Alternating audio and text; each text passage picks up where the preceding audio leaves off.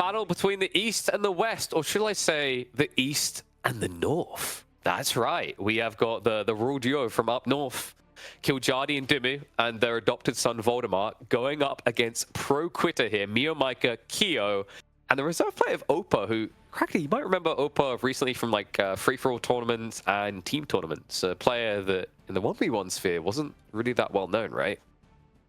There are a lot, and I want to say like a lot of players from the Asian, from the Asian side that are really good, and pretty much completely unknown in the tournament space. Agreed. Like, it's ridiculous how many of them just came out of the woodworks, right? There was the 4v4 tournament about a month and a bit ago where actually it was China and Vietnam that were dunking on a lot of the Western teams that people thought were going to be dominant. But you know what?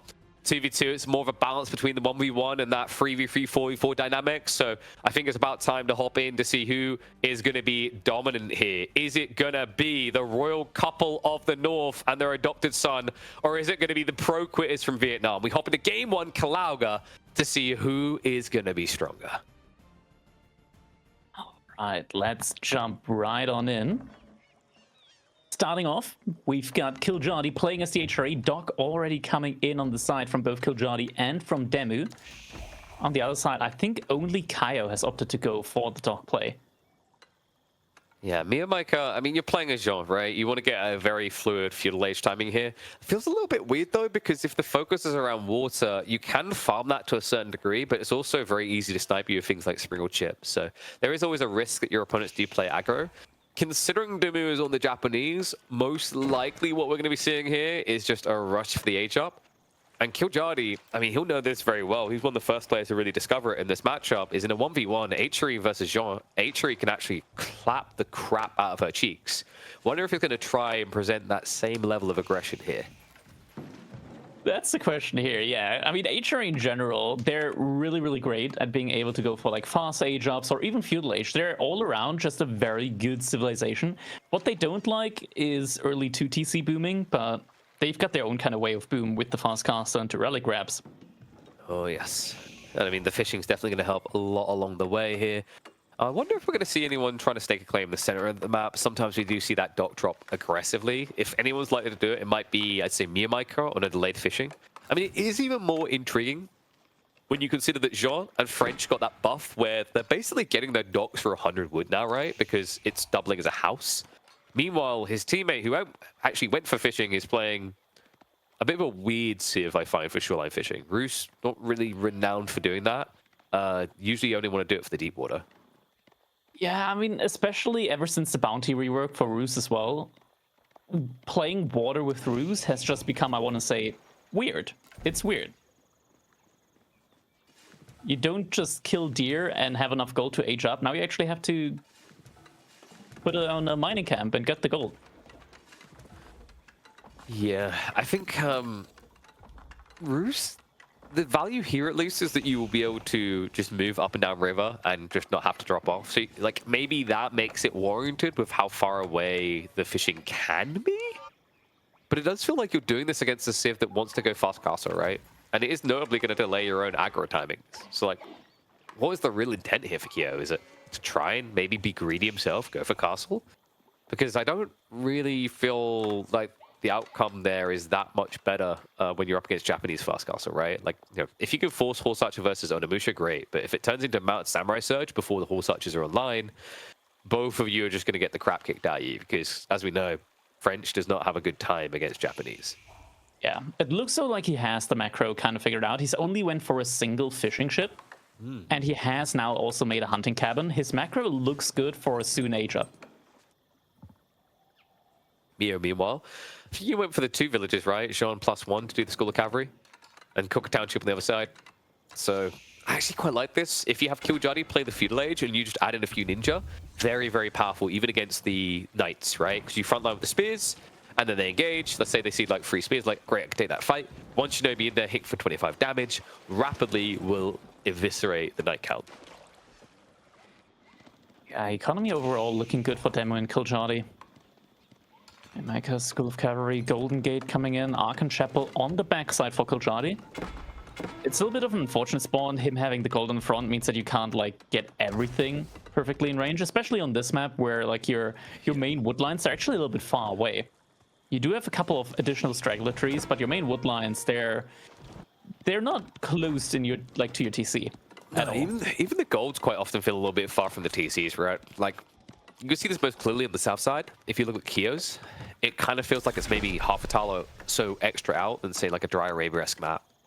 And also, quite often, I think it's almost guaranteed the primary gold will spawn forward of your TC on Calauga. I have very, ever rarely seen it spawn behind.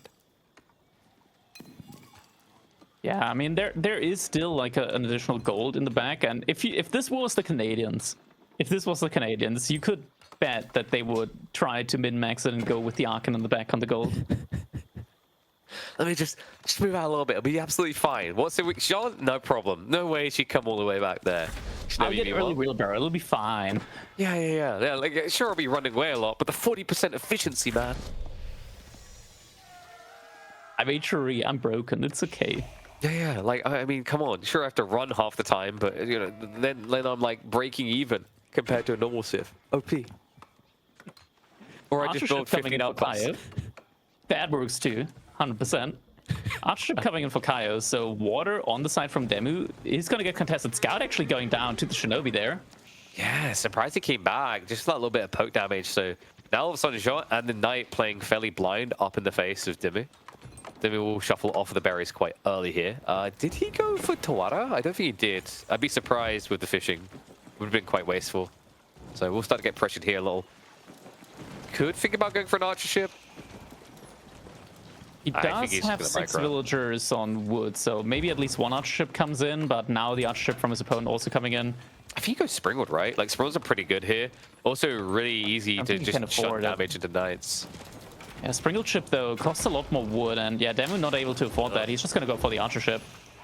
Well, looks like some of these fishing boats are going to get sniped down. Now, luckily, the amount of XP you give over is based on actually the price you paid. So because Japan pays less for their fishing boats, the fishing boats are worth less XP. I'll ship now out, though.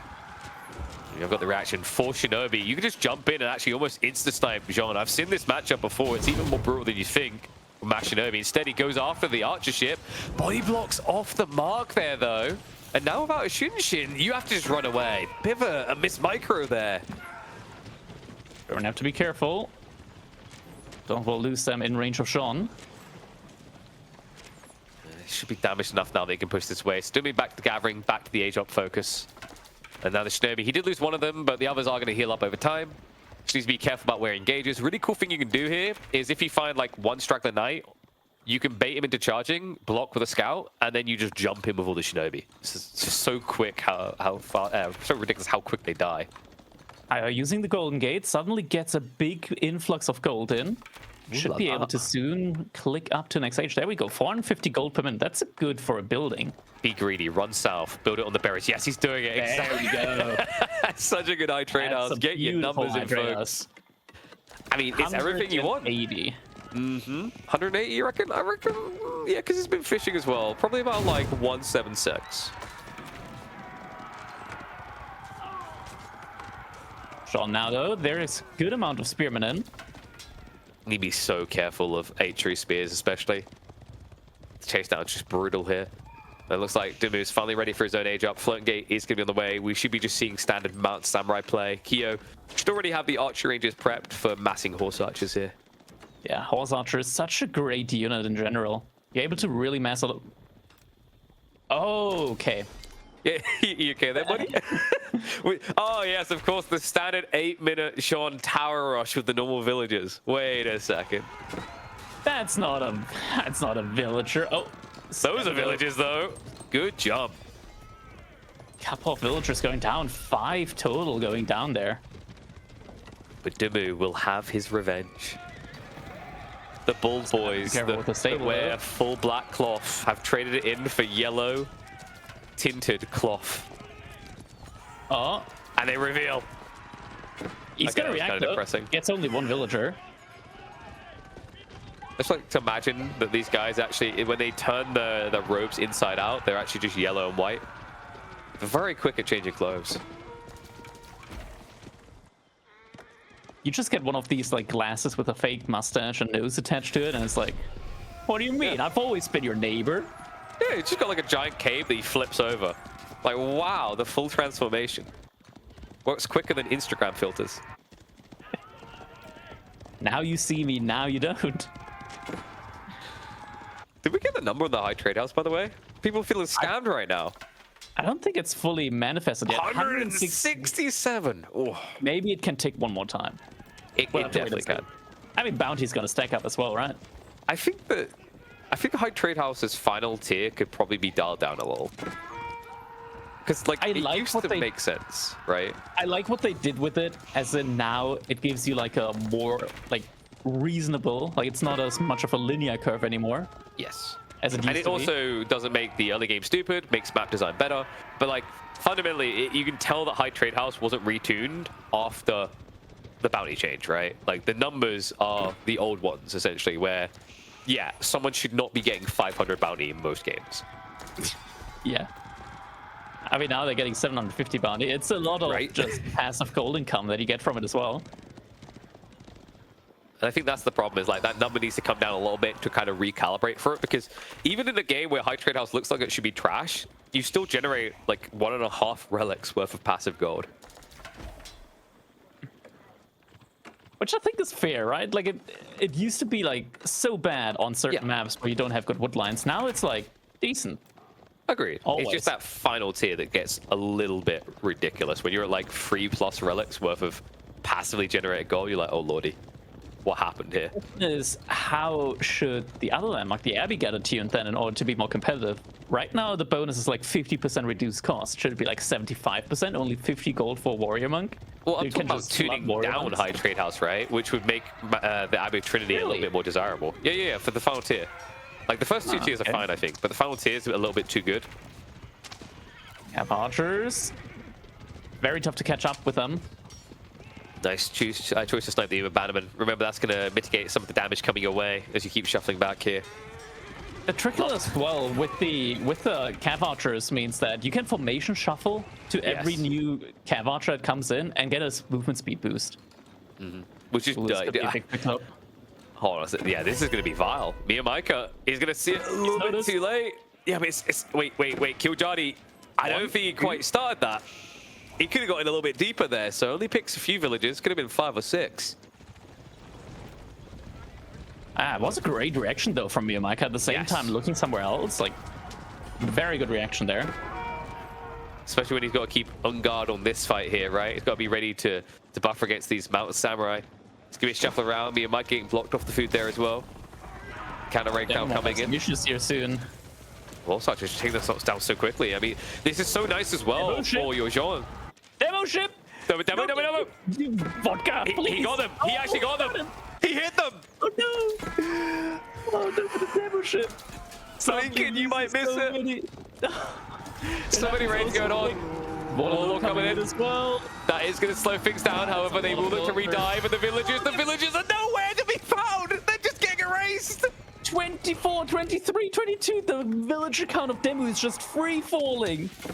The seek shelter hotkey betrays him. They seek shelter 6 feet under in this game. Look at that. Oh my god. Yeah, Mike at the same time though. He's on 25 villagers. Everyone's shrinking except Killjohnny. He's loving life right now, Q as well. Oh my god, and now Killjohnny can try to ripple into Kyo's economy. It's still a lot of archers against horse archers, which you're going to be loving here, right? Willing to take that trade. And archers on the other. Jean is like, what am I even doing here? What is my role? Death is your role, Spearman. Pitch number 9. And, I mean, Miyamika might think that's a good idea, but the way he just shuffled pushes the spears towards the horse archers, which will force Kyo to kite even more. Mountain Samurai are on their way. Dimu better enjoy having 10. He's probably not going to have more than 10 for quite a long time after being shrunk down like this. Ooh, Regnant's Cathedral going up. That's a little bit greedy here from Killjohnny as his military force about to get butchered then. Sean does get sniped. Micah, he misread this. He 100% misread that. They got destroyed. I can't believe just how much they got destroyed there. Well, the thing is, the charge in, it hit the deflective armor, right? So those guys didn't get buffed. Then Kiljadi followed up the spearman, backstabbed to guarantee they couldn't retract away from it. And now that is it. GG gets called. Game 1 will go to Dimmu and Kiljadi. Who needs villagers when you've got some HRE aggro back in your play? What a crazy game. Demu on only 25 villagers, 22 after the raid. But Kiljadi getting the return value in on Miyamika space and carrying that game in the end. If it wasn't for that return raid, I think RCN would have been dead. I think that demo ship as well, that killed like, what, about 8 or 9 horse archers? And reaching the others. I mean, this is the thing, right? With horse archer massing, it's all about critical mass quick enough against Mount Samurai. If you're not big enough, fast enough, then you just can't clear them. And that really did make a drastic difference. So, yeah, Dimmu got the crap kicked out of him. Yeah, Kiljadi carried, but there was that classic grab them by the heel as you fall down moment from Dimmu. It's like, if I'm dying, you're coming with me. And it gave them the momentum. And you can see it in the chart there. Kiljadi just blobbing and dominant with the HRE. It gets them an early, swift win in a game that looked insanely scrappy. It really, really did. Military count, you can tell, like, there's one big, like, notch down there for Kaio when that demo ship hit. Like, whoops, where did that come from? Oh, blimey. So, early lead for the boys. And yeah, it really was all about this dock time and time again. I mean, it looked like the bane of their existence, right? I think, you know, I mentioned Dimmu, it almost looked like a bit of a miss micro. I say miss micro, it's very difficult what he's trying to do with 4 Shinobi body blocking a ship. He was doing a good job for the most, but yeah, you see there, he ends up just blinking all on one spot. That's the awkward issue with Shinshin. Is Shinshin, usually the Shinobi just end up stacking almost no clipping on each other when you really wish they'd line formation where they're arriving. Yeah. Yeah, I mean, the body block not coming in there, it doesn't quite block the fishing ship archer ship there from the escape there. Great raid from Miyamika once again in the instant replay here. Yeah, and I think he maybe would have got the berries if he had that scout. Remember, scout got taken out early, right, by the Shinobi, so he was a little bit blind when he was playing around that area originally. Just shows you the difference that can make. But yeah, the quick reactions of Mio every time, just paranoid about his gold, right? Like this jump in here, the Shinobi should have realistically got more, but you know, I think maybe Dimmu could have tried to Shinshin there, would have got him an extra villager kill or 2, but he was quite distracted. And you know, we saw what's happening over here, right? Like the horse archer mass, I talked about how it has to reach its critical number or it gets a little bit underwhelming, and you kind of felt that in this moment, right? Like, you know, you're trading 1 for 1, which is actually very good for Kyo, but as the fight goes on, your ability whittles down, because melee, you only need about 5 of them to still be efficient. Horse archers, as you lose 3 or 4, 5, 6, all of a sudden your kill time is like 3 volleys instead of 2. Yeah, once again, very quick reaction there from Miyamika without vision as well, just instantly pulling those villagers away. Very well played. He done a bloody good job of this game, and then yeah, here it was. Ready, set. Wait, villagers dying, everything dying, right? We come back, and it's basically a magic trick at that stage. The horse archer count has been halved, and the rest are at death's door. But I mean, it just shows you how chaotic this game was. That even from a spectating perspective, right? There was just too much going on. Yeah, and here the the seek shelter every time. This just always happens. I mean, you know, if he'd actually had Seek Shelter working towards the TC earlier, he still would have died there, right? Like, the only thing he could have done is micro the villagers north and further away. Oh, man. Next up, it's gonna be Archipelago. Okay. And it's HRE and OTD. Yeah, but come on, like they picked Juji. We could have had it perfect. Juji Chinese versus OOT HRE. That would have been kind of a wacky one here. But I mean, English Chinese pretty spooky, right? You've got the Chinese dominance on economy. You've got the English with that early drop of a king, which is really impactful on the OOTD island because they don't want to have to build spears. And then you also have the Abbey of Kings, which is great as a support tool on water maps where you have multiple players, right? I'm trying to remember, like, on this particular one, you spawn in the Central Islands. That's interesting because it means it's more easy for your ally to come and get healed than if you spawned in the corners. Yeah, I mean, especially on this map as well, like, there is a very nice thing that you can do if both players go for, like, the middle island and get control over them. then you get control over 3 islands, because you always have 1 island in the back as well. That is going to be very important for HRE and OTD, because there's 2 relics for each one of these. Yeah, because you spawn in the middle ones, right? This is the really weird thing, is like we've been playing this in the 1v1, and the 1v1 you spawn in the corner. The 2v2s you spawn in the central. I'm not sure what the 3v3s are. I haven't even tested that spawn. I'm going to guess it's like corners and then one of the central islands. And then 4v... bigger. Yeah. But like, I like that kind of format though, because it's kind of cool to think that map can fundamentally change so much. It's kind of what I want more from team maps, is that the identity either is reliable throughout or it ridiculously changes. But let's find out. Let's get ready. It's time to hop into Archipelago. RCN versus ProQuitter. Giljani and Dumu have taken another lead. Can they extend it swiftly in this second series of the day? Let's jump right into our game number 2. Archipelago, Demu and Giljani, China and English versus Kaio and Miyamaika, HRE and OOTD. Interesting differences from the 1v1, right? Just 2 sacred sites instead of 3. You don't start in the corners. And as we mentioned in the pre-game, right, like Giljani's going to have a lot of value out of the Abbey of Kings for multiple reasons. It means that you can actually more easily heal your ally because it's closer by. But it also means that you can shuffle between your 2 opponents' islands quicker than if they spawned in the outright corners. Yeah, not just that, but as you mentioned, also the king drop on an opponent's island. Or just in general, like having the king already there on one of these like outer corner islands, able to possibly deny any move out from your opponent. I think the king is just so much better on this map in 2v2s than 1v1s, because in a 1v1, right, they're kind of corner camped, so it's very hard to shuffle to the other side. Whereas here, you can almost Benny Hills it, just island hopping, north, south. And also, the other thing is like the tree line, because you're in a central island, your opponent can easily just shuffle from the north to south side of that tree line regularly to harass you. So I think there is a lot of potency to this king play.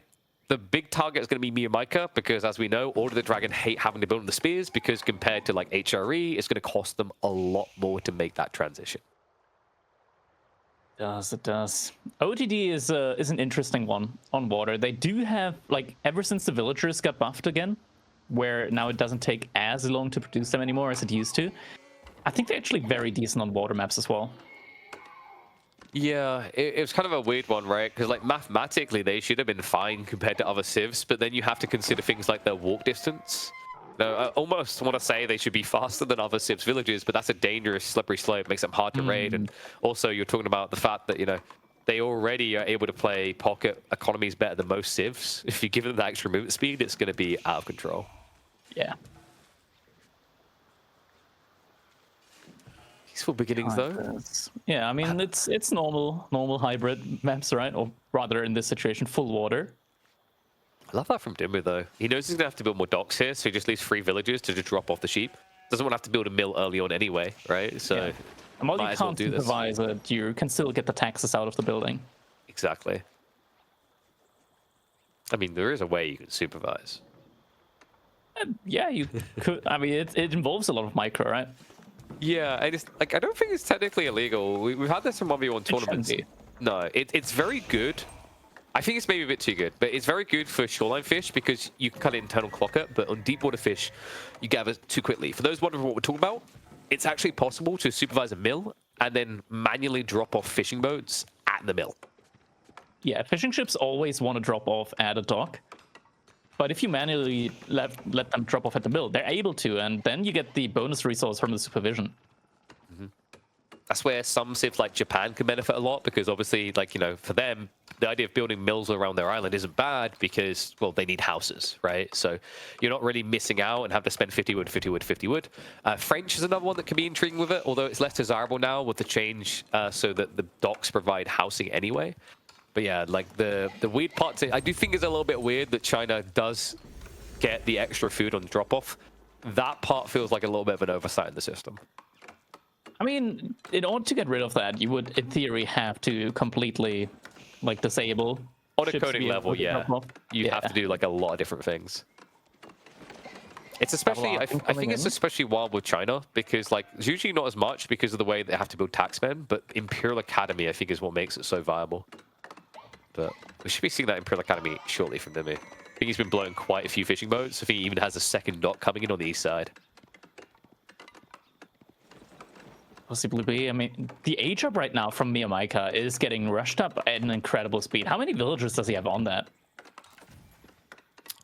Whoa. Yeah, he really wants that age up. I think that's way too many, though. You know, Is this CC idle? I think it's CC's idle. He doesn't have food gathering. Okay, that's crazy. That's a huge gap for him there. Yeah, it was idle. Insane. So I must have to manually drop off. Now builds additional docks, which also makes this even weirder. Like when you make that type of tech up, you do it because you're trying for a boat timing. He doesn't have a boat queued up. He's building a second dock. Girl Academy coming in now. Abbey of Kings also on the way. Yeah, there's already an archership on the way from Miyamaika. But if you now target the English player and he just pulls his fishing boats into the Abbey of Kings aura, it's redundant, right? Like, you can try to go for Dimmu. The tough part is now going to be, like, with the Imperial Academy, he's going to have a lot of extra taxation to afford things like Springle Chips and Demos Moisley. I don't know if this was worth it for Mio. Like, he lost a lot with that build-up speed. It's kind of, I'm kind of unsure. I'm a little bit on the fence, especially like with a civilization like OTD, you already build faster, so diminishing returns just strikes you all the more. That was my worry. Is like it's the same reason why China, you know, you kind of your eyes pop out of your skull if you see them building up with more like what 6, maybe 8 max.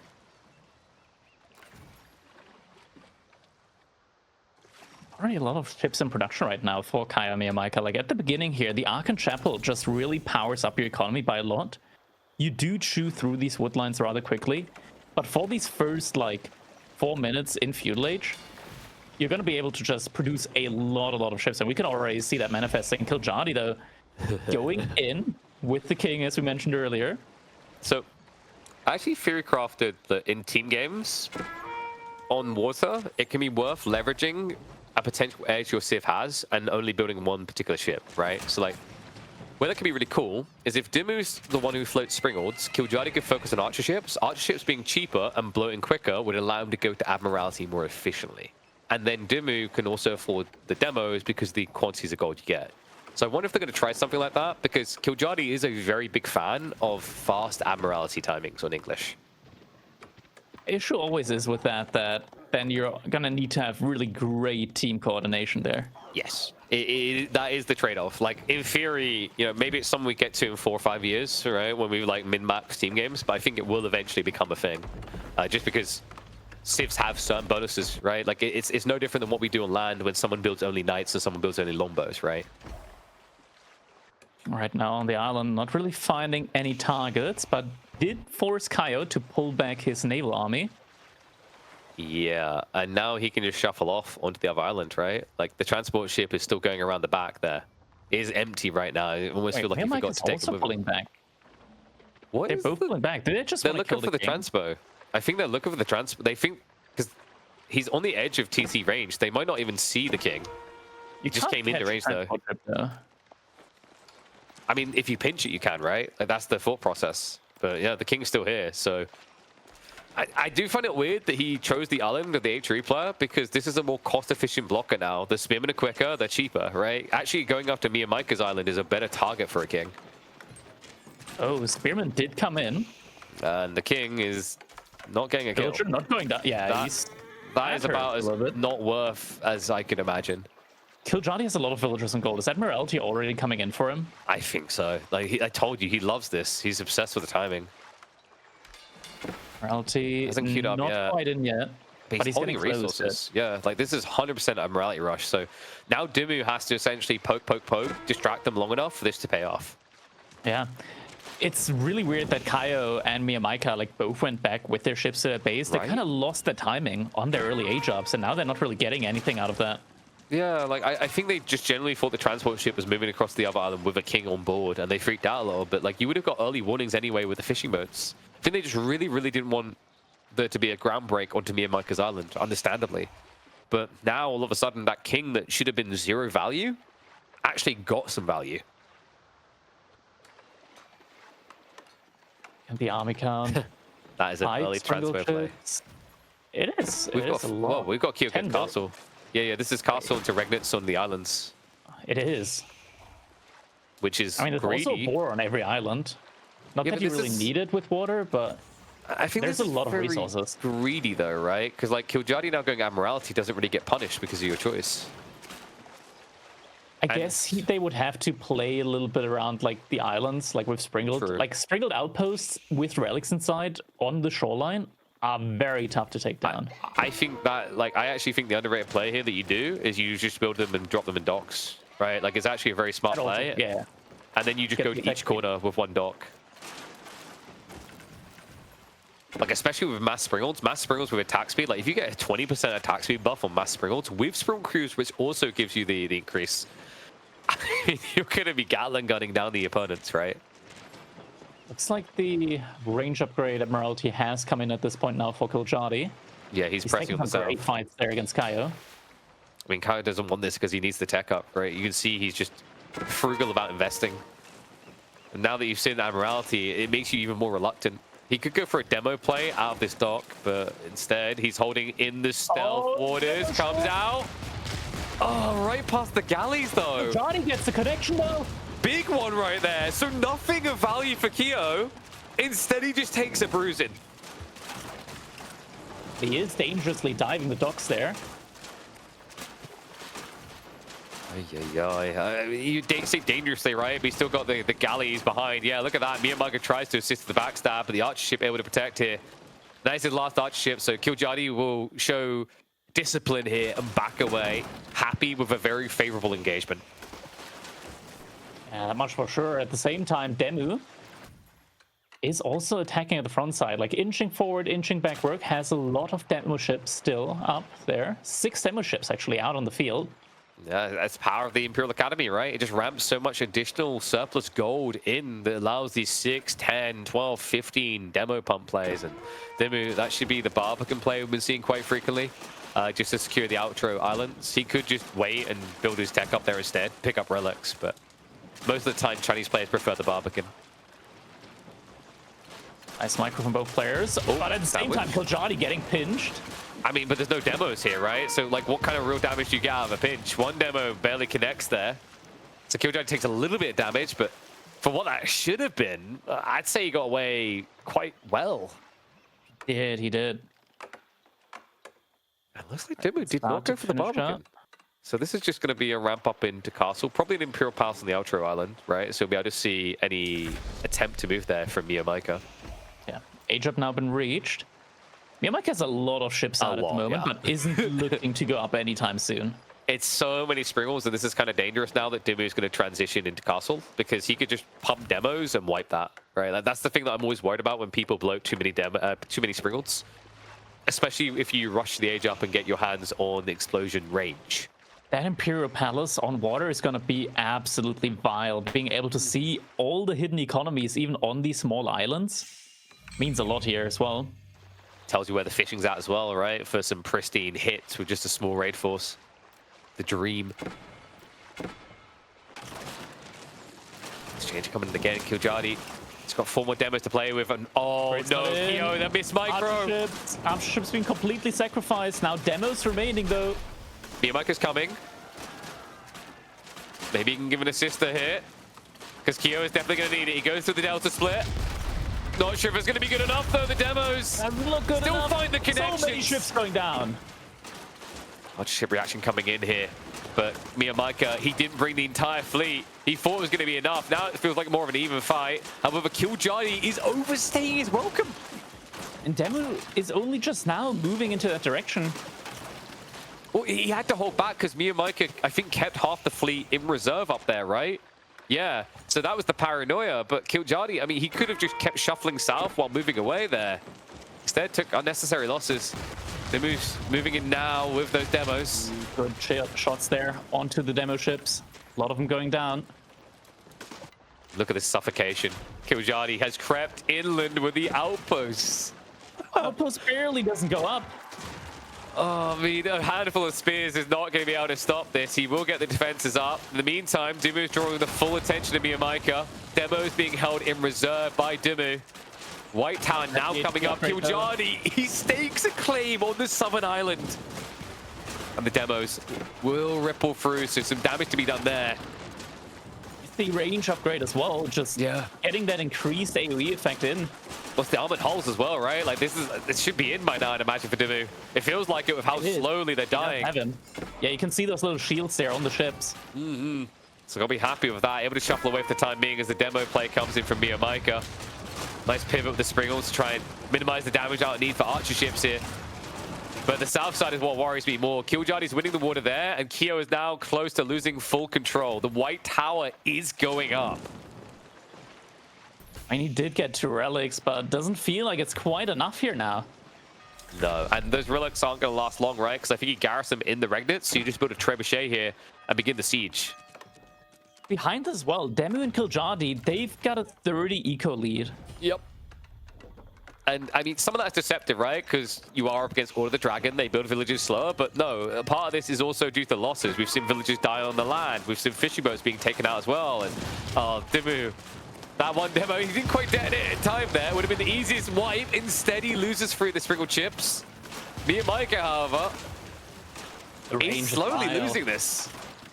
The range of the demos with the upgrade is wild here. In these static fights, Miyamaika losing all of his military, now 100 to 50.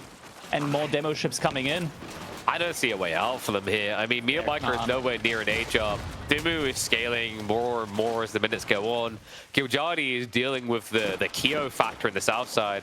I mean, he's fully pulled back, right? Because he's just gone to heal on the Abbey of Kings. Meanwhile, Kyo, what does he have to pressure here? Nothing. It's a white tower. You need to get land forces. That one white tower, I mean, it's enough, right? GG. He gets so much production that GG gets called. 2-0 already. Is it going to be a day of reverse sweeps, or is this one going to be clean? Because Dimmu and Killjadi so far have looked absolutely on point in this series. Very, very clean gameplay here. I gotta say, like, Killjadi, I feel like last weekend, he's been looking a little bit more shaky. This weekend, he's been looking very strong. Yeah, like the with some questionable moments, I think, last week, and I think most notably, you know, we'll recall the Scandinavia game. I think that's the one that really stood out to me there. It was something simple that he knew he shouldn't have missed, and he should have understood the outcome was brewing there. But like, you know, he switched it on. They're back on form. They're synced up nicely, and you know, this is the boys we expected to see, right? I think the expectations have been quite high for these to be the guys to make it out of the group stage, just behind the chimps. I mean, the reality is that ProQuit are very talented, as were Meow Police. But you know, the thing with ProQuitter here is there is an element of 2v2 being more comparable to 1v1 than 3v3s, right? Like 3v3s is more pure team games, very different dynamic, different meta. What these guys done here is they basically turned it into a 1v1 and a 1v1, which is actually how a lot of the top level pros have been approaching this tournament. Is when they look at the maps, they're like, okay, just win my 1v1 and then win game, right? And so far, they've been on point doing that. Yeah, I mean, it kind of depends. Like, if the team players kind of let that happen, right? It's kind of difficult to stop, though, because like you start off with these like one versus one situations, and that's where like the pro 1v1 players really shine in, where they get a lot of like very good early trades against each other, and that kind of scales. At one point, they're just going to combine their forces and push into someone. Yeah, I mean, Killjadi, I warned about it. This Admiralty play, he loves it so much. If you don't read the exact timing and press him at that moment, everything falls apart for you. And, you know, that king, he may have looked worthless, but we mentioned it. Like, you were talking about Kyo and Miyamaika overreacted, pulling the ships back. That gave the opening. I think if they hadn't pulled back like that, we'd be looking at quite a drastically different game at this stage. So many ships dying there, to the demo ships. And then, once again, the TC, not the TC, the outpost there getting denied. Spearman also going down. Outpost maybe was a little bit too far forward. If he just had that a little bit further in the back with a sprinkled emplacement in there and the relic inside or in a dock, then I think that white tower just wouldn't have happened at all. At least not the way it did there.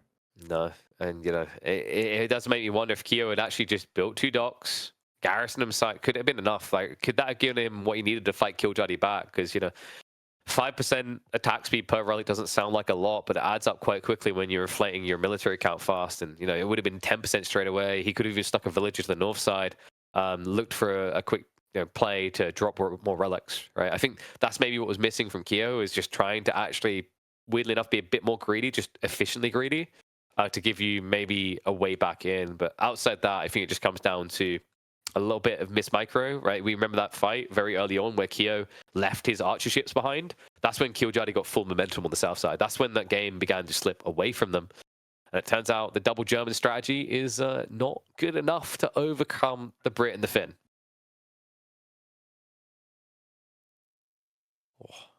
And oh, look at this. Vodka went back to get it. So there you go, guys. So it was, what's that? That's 15 horse archers, I believe. Boop. Was 15. Good amount going down there. Huge demo ship attack from Demu. Yeah, that was a demo ship. Yeah, a demo ship. I've been saying that many times. Demos from Demu. It has a ring to it with a name change. But now we're going to see if there's going to be a ringing noise in ProQuitter's ears. Is it time to tap them out? Is it time to call in the ref? Because they are 2-0 down. We head into Gorge, where they could be making their last stand here. And I do see the Delhi, who we've seen once on this map today, basically turn an entire game, even when they looked like they should have been completely dead. Granted, that one was definitely in no small part due to Dragoman there with the Marlians and the economy. But yeah, just allowing like the Delhi, once they go up to Castle Age, you just unlock so many technologies for completely free. It skyrockets your civilization from a decent civilization to an insane civilization, getting every single upgrade for free. Oh, yes. But I think we're about ready. I think it beckons us in. Remember, folks, ProQuitter, I mean, they ain't going to quit, but if they fall here, they won't have an option. There's no comeback from this. It's do or die. Final day of the group stage, and possibly the final game for the Vietnamese stack. We hop into Gorge to see whether they are going to thrive or die. Potential match point now for the royal couple of the north up against ProQuitter, the Vietnamese team. Killjoy opening us up here with the nice little double hunting camp opening. Has a second wood line in the back as the back player. That was quite fortunate, actually, because if you get the Ford spawn as the Roost player, then this play kind of sucks, right? Because you end up overlapping trees. So yeah, kind of pray to the gods. Because if I remember correctly, in 2v2s, you still can't force your spawn location, right? It's 50-50. I'm not 100% sure. I think maybe on some maps you can, but as far as I know, I don't know exactly how. I'd have to double check it. I know before it couldn't be done. You can do it in 3v3s from my understanding, right? It's like there's a position in the lobby that gets the back spawn. But 2v2s, last time I checked, it was still a bit questionable. Other side as well, we've got Key on the back slot, which makes sense. You want me and Micah on the forward with the English, just so you have that aura to defend with. I want to see how they want to approach this. I mean, English just look to be aggro. You know, if you look at these civs in 1v1s, both of them are greedy as all hell, and they just do 2TC. You can't do that here, right? Like, Dimu is going to be flooding Ghazi. Killjoy is either fast casting or adding archers behind. So there's going to be an expectation for you to play aggressively, or rather defensively, against the aggression.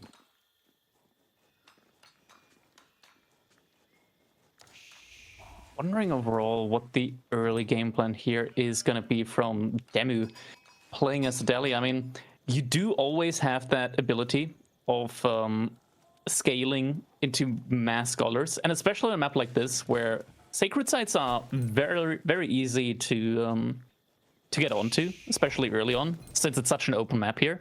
Yeah. Demu being in the forward spot also has less walking distance, so if he gets a nice timing, and he should be able to lock in at least one sacred sites when he hits that sanctity timing with 3 scholars.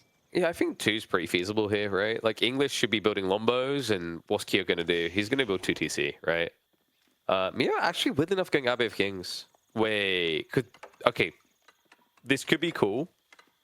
Abbasa's Flood Horseman. That is so many villagers building that Abbey. I've seen it a couple of times in order to like get a really early king timing out. I'm not a big fan of that. No, because now if you want to do anything aggressive to follow up, at least you weak, it only makes sense to back up your teammate here, right? And I mean, this is kind of cool. Melee Wing gives you archer, spears, and then your knight is kind of like a horseman. So you cover every single part of the triangle at a similar timing. Because Military Wing, actually, yeah, no, the timing is off here, right? Because it's going to take 50 seconds. Military Wing's still going to have about a minute and 25. So really, there was no need to have this many villagers. I was kind of wondering if maybe, like, as a follow-up play, we're gonna see something like a fast castle follow-up from Miyamika, but instead he's going out to wood now with a lot of villagers. I feel like I'd rather just see you build horsemen. I think it's Right. gonna be longbows. Yeah, and I don't know how I feel. Like, someone has to build the horsemen. If you just build longbows here against Ghazi, you're dead, right? Especially potentially a few knights from Kiljadi. The smart play would be, if you're going to do longbows, Kyo needs to commit to horsemen. We just got a production building. Oh god, he in. went to the It is a TC. stable. It is a stable. Yeah, but he's also going for TC. Yeah. So Miyamika's doing everything. Kyo is just going to be gathering stone. Yeah. I mean, in theory, maybe he could supply a ram. You know what Not that would be really- wacky and really, like, unhinged is if Kiljadi just added in racks for spears. As the ruse. I mean, sure. I mean, like, because the follow-up play is you build rams, right? Like, it's wacky because you're building spears against English, but now it buffers the horseman issue at home and in their own base. And then on top of that, with the extra wood, you can, and the efficiency of building spears, you can rush into free rams and just hit the center base, right? I think we're going off the script here. I mean, That's not how the game plays out. It's Kiljadi. Are you sure about that? Quite. The man has changed his ways. He's become a boomer at heart. Well, I mean, His you say favorite that, he civilization still is won't. China. He hasn't really become a boomer. He still won't pick China. So we do have the stables coming in, Ghazi opening, but this is why the horseman feels really good. The logic here now is that the horseman, normally would not beat Ghazi, but kicks those boo-boos better, courtesy of His Majesty riding with us, and all of a sudden, there is a new king in the north. King's still trying to go for villager snipe. It's gonna cost a little bit of idle time. Maybe if he just throws his sword, Throw his lance? Air wing units aren't coming anytime soon. I think the military wing units right now are... What are they doing on the deer? They lured it over, okay. I mean, Somewhat. this is... Like, this only makes sense if you're expecting Dimmu to go, oh, I need racks now, and I want to build spears. But, like, who would build spears against English, right? I'm That's wondering how insane. this is gonna play out now. Like, Kiljadi obviously is probably just gonna... Wait, is he? No, he's not gathering a going fast lot capital. of wood. Yeah, 14 villagers on wood. But this could be Why? just be the tick exchange, right? You only need Yeah. 4 or 5, actually like 5, 6 villagers on wood are more than enough. 14. It's Am a I little about to bit be right? crazy. Are we getting rams? I That mean, would be crazy. it would be pretty brazen against mass horsemen to build rams, right? There you go. He's starting exchange. So yeah, I think... It's pro scouts, okay. Okay, so it kind of makes sense against mass horsemen because, like, Dimmu isn't going to want to come out to fight now. He's just going to defend you. And now your goal is just to get to horse archers as quickly as possible, right? Should be. It's getting eco upgrades behind as well. It's going to be a very slow castle age timing. I'm not sure how necessary that is because, like, Ruse in general are able to, as soon as they get to castle age, produce from a lot of archer ranges at the same time. Yeah. I don't think it's really necessary to go for this many upgrades and pro scouts ahead of time. Also, The villager, potentially? No village goes No. down. No bueno. Ends up losing a horseman. Kind of defeats the point of this whole build, right? Is having the king, you shouldn't really ever end up losing a horseman in the first few minutes. Has at least not got any pressure on his secondary TC, which admittedly was quite greedy, right? Like, you don't often see Abbasses trek this far out of their base. I'm seeing additional archers coming in as well. But why? I mean, if eventually cav archers come in, you want to have normal archers as well. Maybe some camel archers too. You don't think that they're expecting Dimmu to just switch spearmen at some point? Because he's not. He's just, he doesn't I was care. going to say spearmen, huh? Because you're seeing horsemen, right? And they're going to heal over time. So usually play like, okay, so I kind of need like more efficient trades. So it's almost like Kyo is trying to anticipate a transition here with archers, right? Ghazi Raiders are broken. You can also heal your Ghazi Raiders, so it's not really like an unfair advantage or anything like that. Yeah. Camel Archer coming in makes a lot more sense. I'm glad for this. And there's the triple archery range drops. Kiljadi, it's a little bit suboptimal on the build speed here, right? Like, it's better to start the tech up a bit sooner, build the archery ranges as you complete. But it's nitpicky. It's not too much of a difference here. Like Faulty in the chat, Kiljadi saving wood for wonder. Whoa. Kildjadi never sees that deep into a game. Either wins in 20 minutes or is down to 6 villages at 36 minutes. The two states of Kildjadi. And all at the same time, 3 sacred sites. I mean, literally the second they walked away from his base, the shuffle out begins. And this is obnoxious, because now you're like, okay, I can stop, like, maybe 2 of these? One of them's at least going to happen, and the amount of time it didn't take you to react to decap the other one means that, worst case scenario, this is like a net even exchange for Dimmu.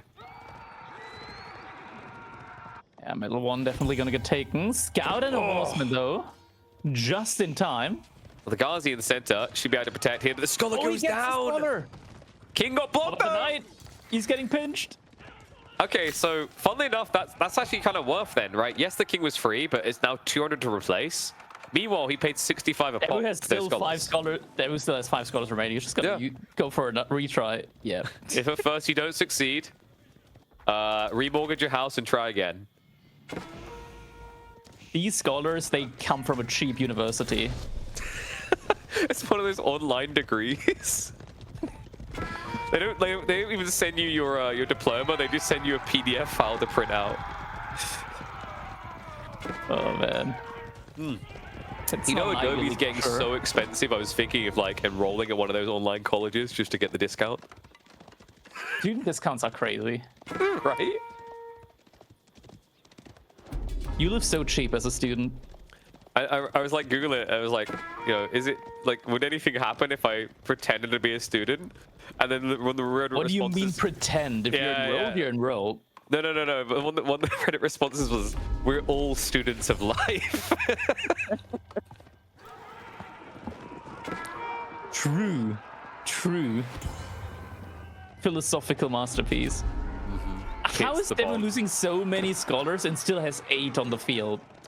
Because because Dimmu is British, and in the Britlands, we can just get the government to pay for us to go to university. I mean, don't get me wrong, it's going to come to crippling debts later in life, but it's paid for.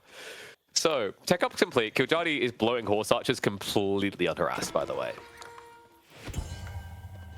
Yeah, he's getting a lot of them out right now. Struggling a little bit on food. Wonder if we're getting any... It doesn't really make sense, I feel like, to go for a monastery if you're Kildjadi, because as soon as the Age comes in for Demu, right, like, he's just gonna try and vacuum up the relics. Looks like Demu really want to go for the Age as well. Like, he's banking up a lot of food. He kind of probably assumed that the expectations. He's like, I'm gonna get one of these sacred sites, right? Like, come on. At some point. I'll just keep throwing scholars at this, you know? Do we really need people to read books in wars? Well, the horse archers are now here. This should be enough to start scaring. And the camel archers need to be very careful, because the horse archers count at 16. If they show up in this fight, those camels are getting sniped. At which point Ghazi will look to fight. But wait, did he failed to cap again, right? Yes. But at least he ran away. So now he's just pulling 8 villagers over to gold. Yeah, get back in there and read your books. The horseman like, we use books as toilet paper, scram. All right, another one goes down. One of these days, the Delhi player will be able to capture it. Got killed there as well. At some point, you just leave the Ghazi there to stop the decap, right? Like, at some point. I mean, to be fair, Kaio's Castle Age now, and he's gonna get composite bow archers in with veterancy. That's gonna be very, very scary.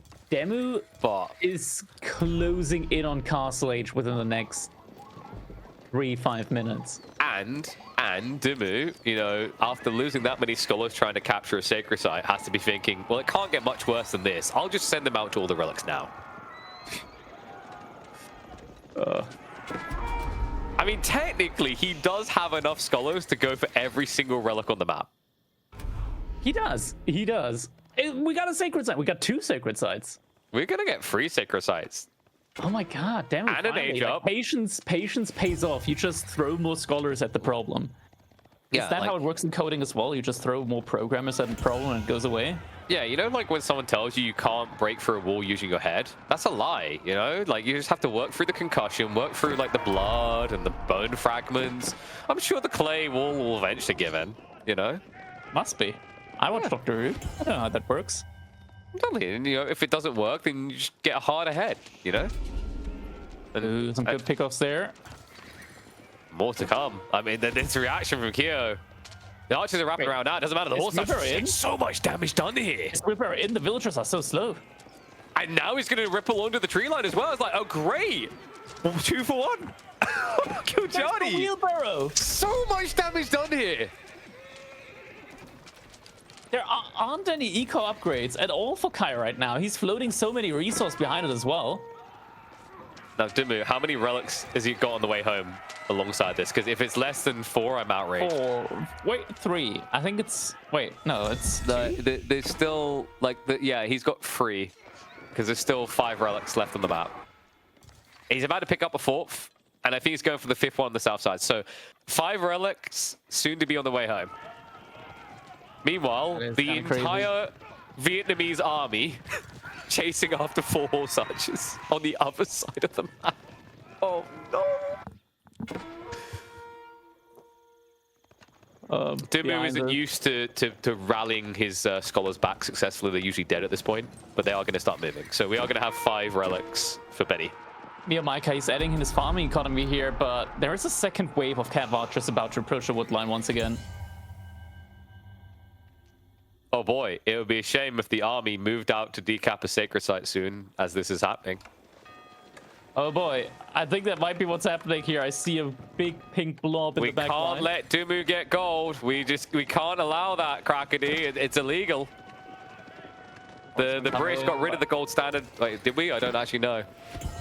America did, so I guess we probably puppeted them.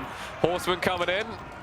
He's just going to poke a little. He's waiting for the Ghazi upgrade here, which with the scholars now arriving home with all those juicy relics, should be coming along soon. Hive Archer is able to one-shot these horsemen still in feudal age. Miyamaika trying to go for the wraparound.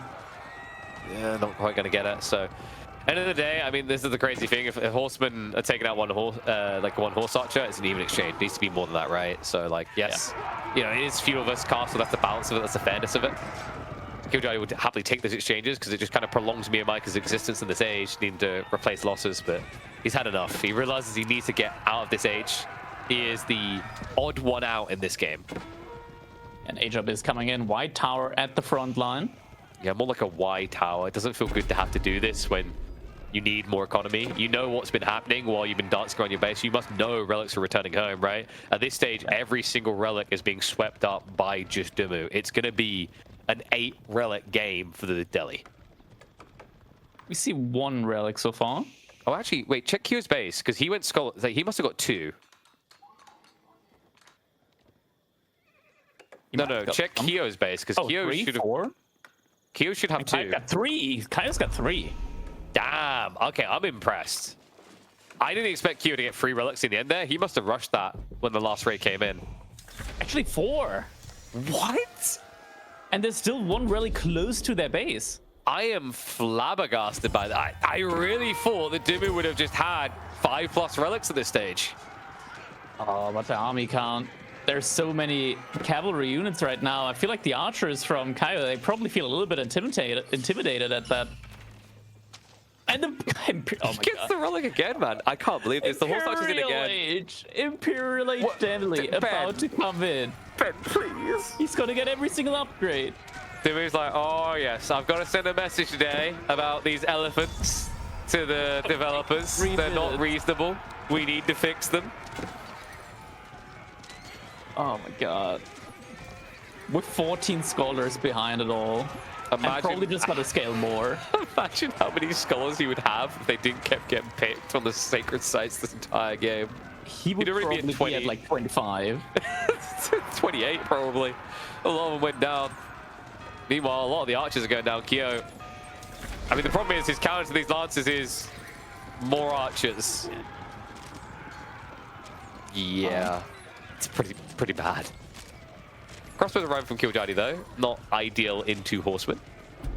and composite bow The archers. mass. They gotta fall back to the white tower here, I feel like. I'm a little bit surprised that Dimmu was backing up for that fight, actually. Like, if I was Kiljani, I'd be moaning at him in the void right now. I was like, why are you running away? You counter literally everything he has. Once again, Cav Archers running in the back. Just looking for some pickoffs here and there. Yeah, but Pavlov's dog fury, right? Like, Kyo's been hit over the head enough that I'm sure he wouldn't have... Oh, no.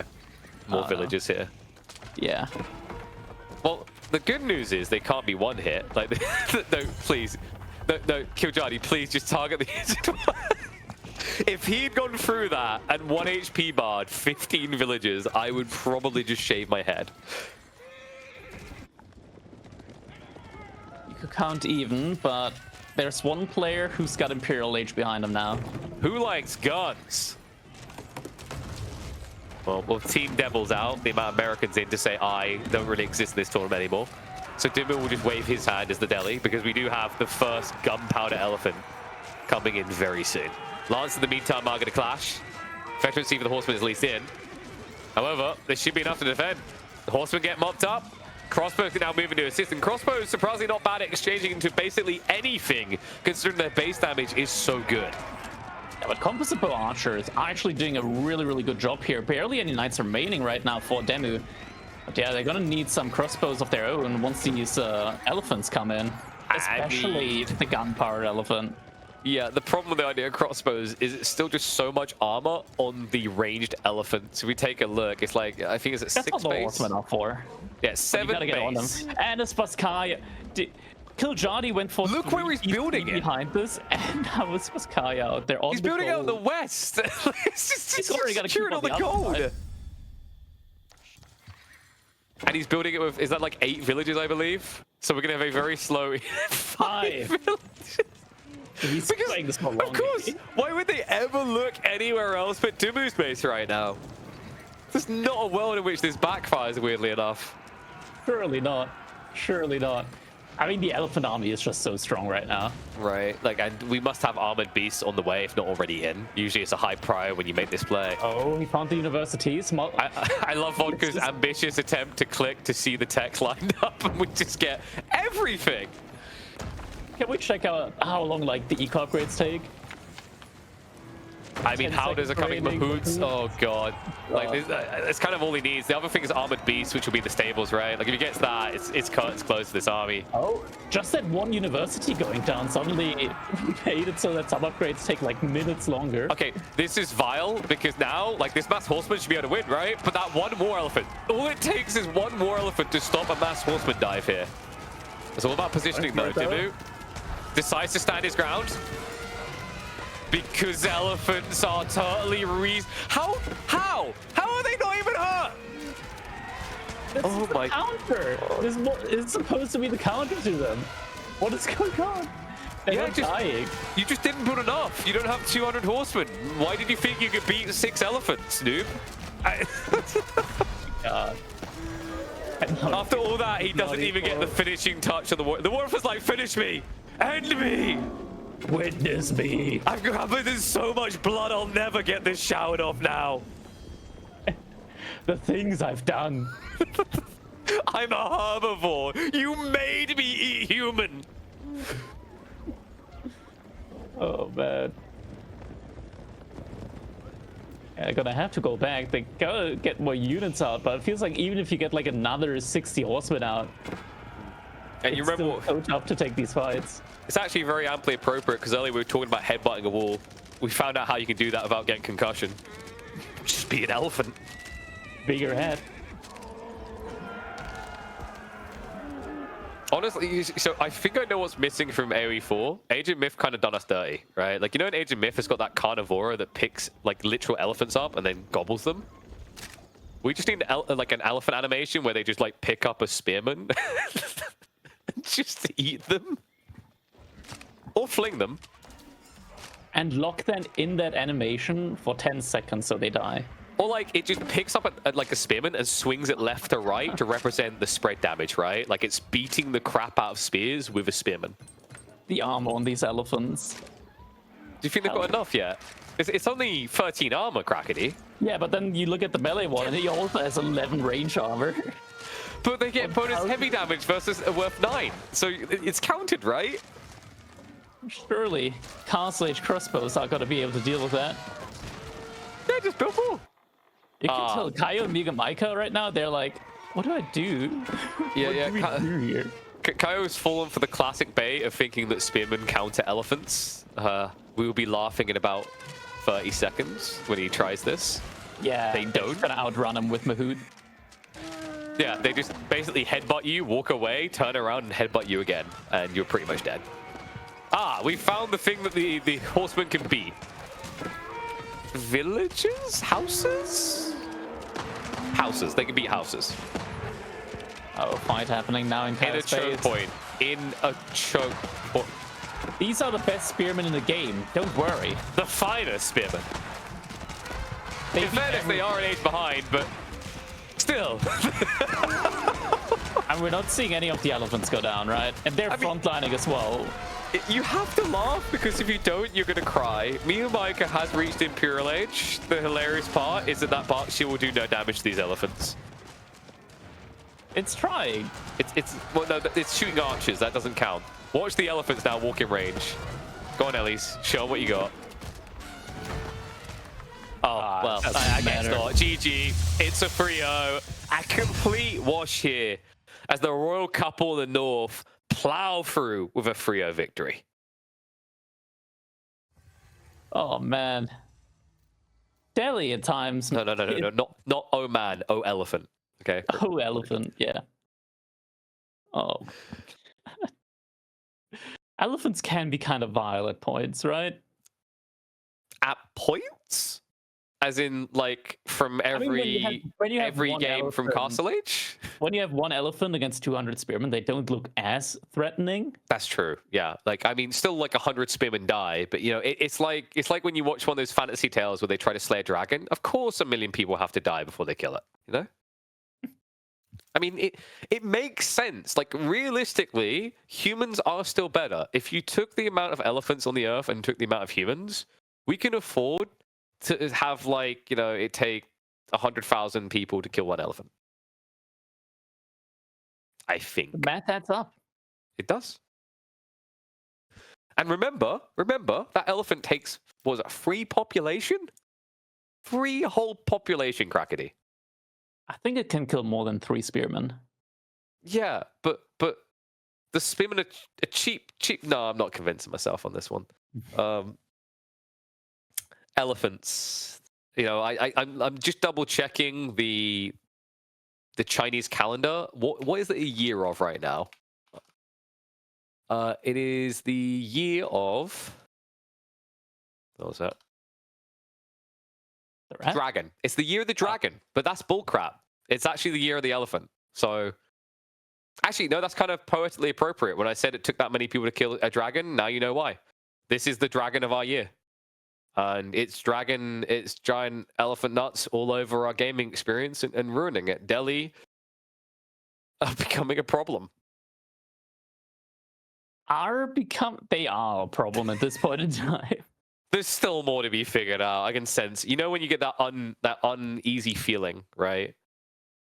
Like when the 2TC English meta began again, and then people discovered, oh, actually, Fast Imperial's pretty good. Oh, actually, like, you know, going Raiders is pretty good. And then it just kept turning into an and an and and an and. And this and just seems to be and another elephant and another elephant and another. You remember at this stage, Crackety, you were like, he's almost out of lances. And we were like, great. Here come the elephants. One elephant literally ruined this entire army. Because here's the thing, he finally goes in. When he first tried, he lost 5 horsemen rather straight away to 1 elephant, war elephant at that. And then I don't know if it was because he was clicking the wrong one. Yeah, he got rid of 1 there, right? 1 elephant went down for 20 evaporated, horsemen. Man. That was more than 20. That was way more than 20. They evaporated there. It's actually insane. Why did we give these splash damage? Why did we give them like double-digit pierce armor? Like, you know, war elephants will still be like broken with the splash. I at least kind of understood the war elephants getting the splash damage, right? Because they weren't really ever built. But the ranged, The tower elephants, they should probably get a heavy tag. Yeah. Or I'm trying to think of someone else that can counter them. Well, no, we do have cannons now. True. Imagine they all they needed there was a good 15 cannons in order to be able to get through him. True. And he did have a Berkshire. So the issue is he didn't queue a bombard straight away. Rookie mistake, happens all the time.